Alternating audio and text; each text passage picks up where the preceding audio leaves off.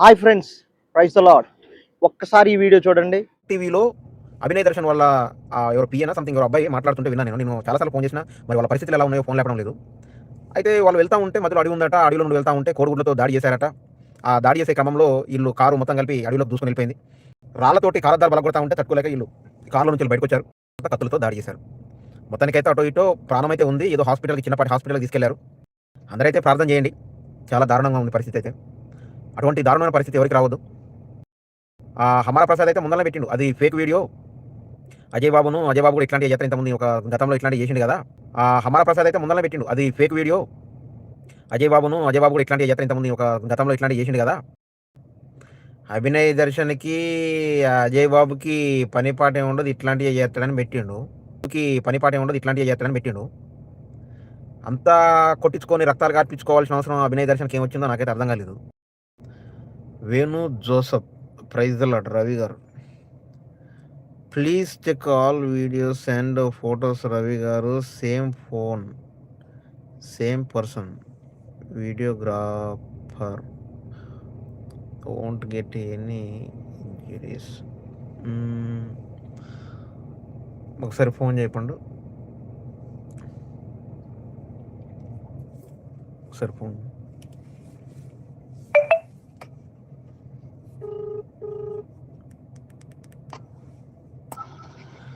రవి గారు, praise lord అండి. నేను లైవ్ లో ఉన్నాను, మీరు కామెంట్ పెట్టారు. రవి గారు, లైవ్ లో ఉన్నాను. మీరు మీ అంటే ఏమనుకుంటున్నారు మీరు?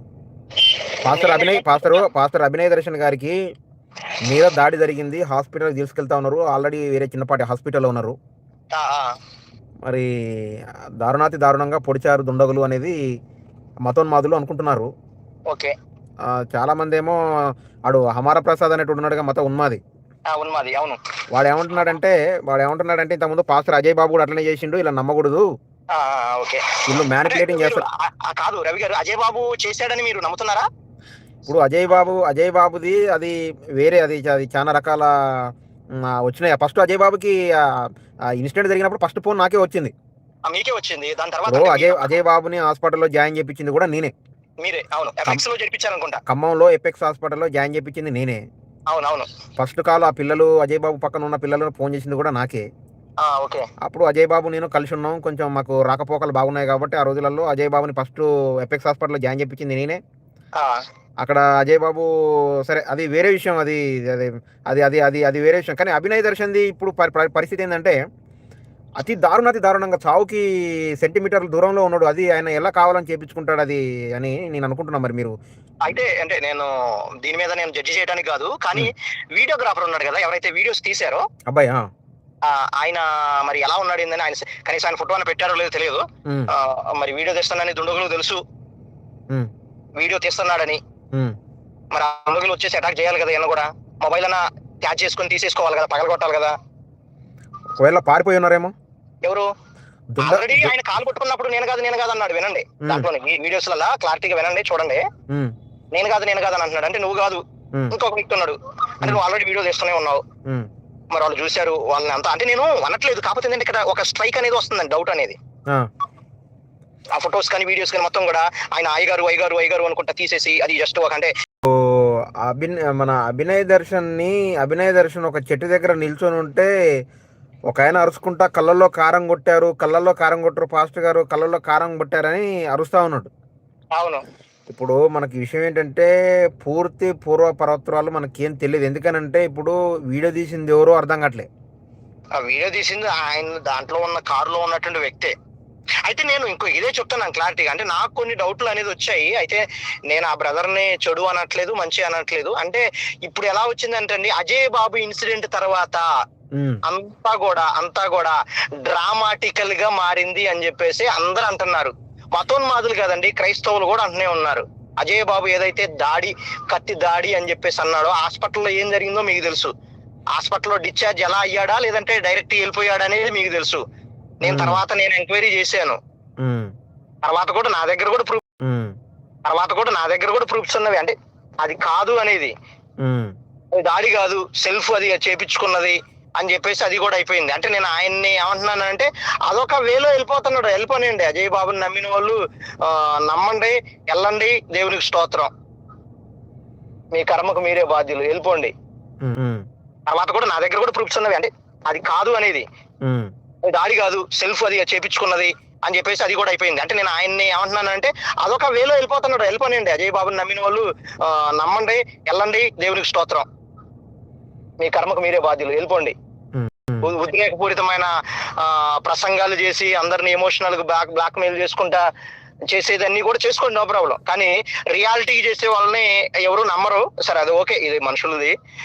అది యేసు ప్రభువునే అప్పట్లోని అంత శాంతి చేయాలని వచ్చినటువంటి ఆ వ్యక్తిని ఆయన నమ్మలేదు. సరే, ఓకే, అదొక భాగం. ఇంకోటి అభినయ్ దర్శన్ ఆ వీడియోస్ అన్ని చూసిన తర్వాత నాకు వచ్చిన డౌట్లు ఏంటంటే, ఆ వీడియోగ్రాఫర్ కి ఏమీ జరగల, ఆయన ఎవరు ఏమనలా, ఒక్క వీడియోస్ తీయటానికి మాత్రమే వీడియోగ్రాఫర్ ని పెట్టుకున్నట్టే ఉంది తప్ప వేరేదైతే లేదు.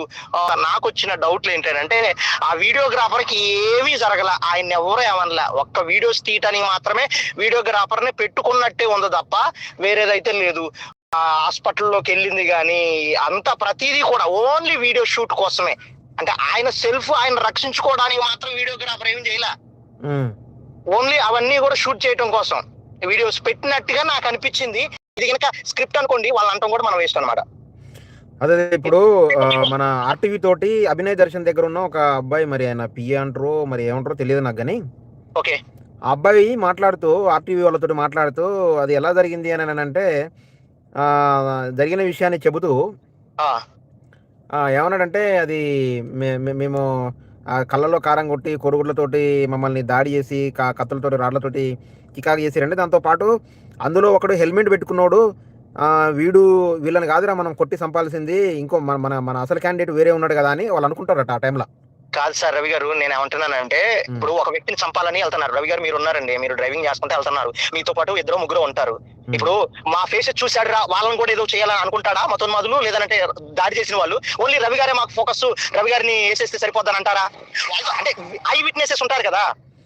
మరి ఇప్పుడు అటాక్ చేయాలని చెప్పినోడు పక్కన వాళ్ళని ఏం చేయకండి, వాడిని ఒక మెయిన్ ఒక్కరిని చంపండి అని చెప్తే మరి అది దాని ఎట్లా? అదే అంటున్నాను, వాడిని ఒక్కనే చంపండి ఈయన కాదని అంటే మరి వాళ్ళ దగ్గర ప్రూఫ్స్ ఉంటాయి, ఐ విట్నెస్ ఉంటాయి. ఒకవేళ ఇంకేదన్నా వాడు ఏది మాస్కులు కట్టుకొని కండవ కట్టుకొని అంతా మొత్తం అంతా మాస్క్ అంతా ఫేస్ అంతా కూడా కవర్ చేసుకుని వెళ్ళిపోయారు కదా, వాళ్ళని ఫోకస్ చేస్తున్నట్టే అనిపించిందండి రవి గారు అంతా.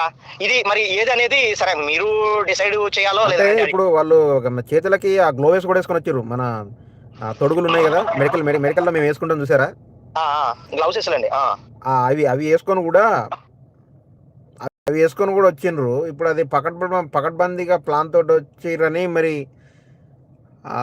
మేమైతే అనుకుంటా ఉన్నాం, అవి వేసుకొని కూడా వచ్చిండ్రు. ఇప్పుడు అది పకడ్బందీగా ప్లాన్ తోటి వచ్చిరని మరి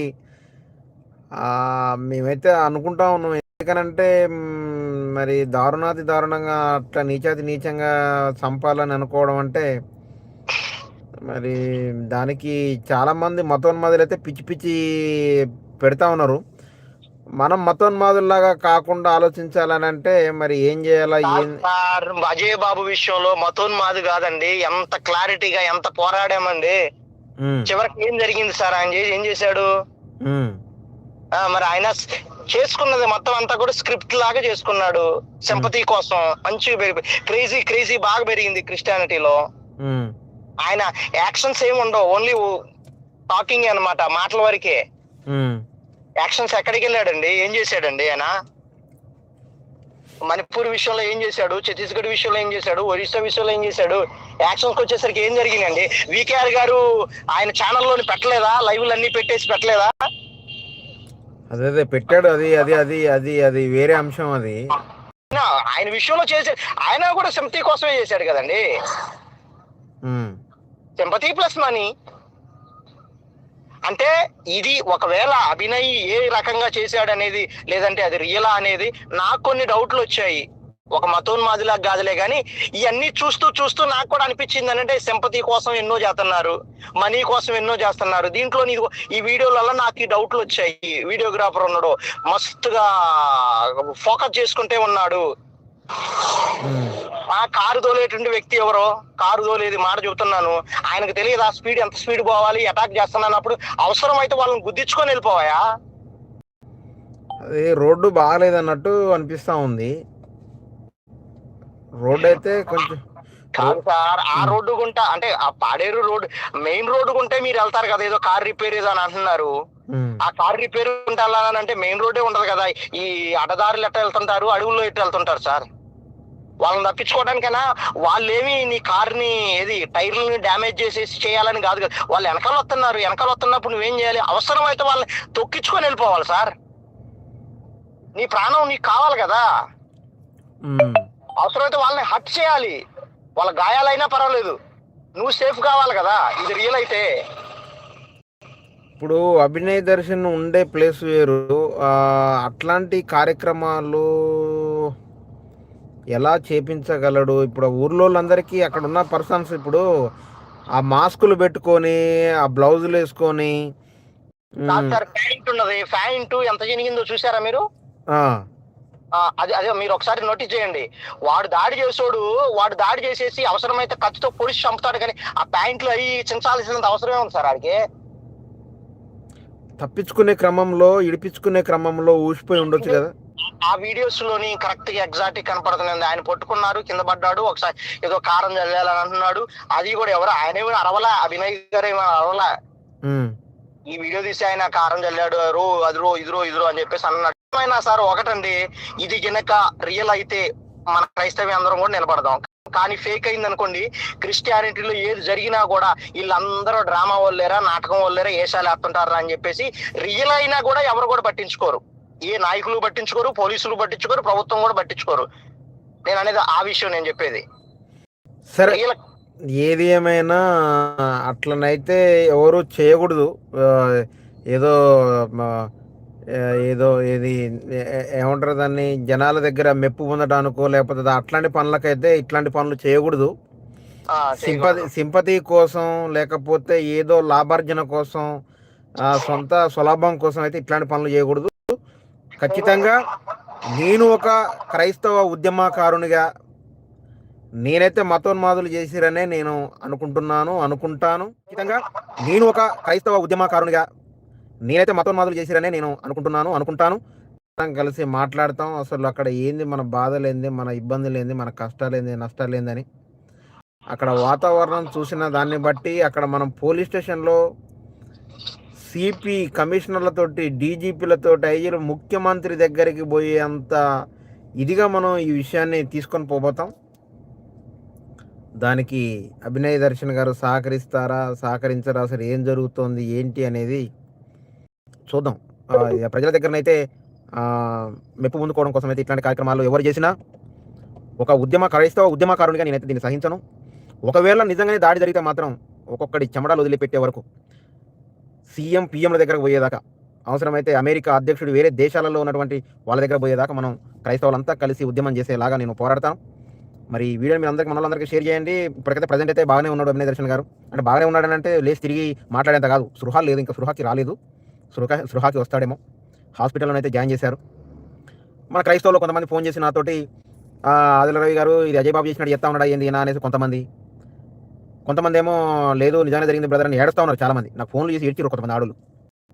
ఒక ఉద్యమకారుడిగా నేనైతే నా క్రైస్తవ ఉద్యమకారులతోటి, నా తోటి సహోదరులు, నా కొలీగ్స్ అనొచ్చో ఏమనొచ్చో, నా తోటి ఉద్యమకారులు అభినయ్ దర్శన్ కానీ, అజయ్ బాబు కానీ, ఇంకా ఇట్లా క్రైస్తవ్యం కోసం యూట్యూబుల్లో మాట్లాడే వాళ్ళు కానీ, దగ్గరికి వెళ్ళి సమస్యల్ని పరిష్కరించే వాళ్ళు కానీ, నా తోటి సహోదరులు,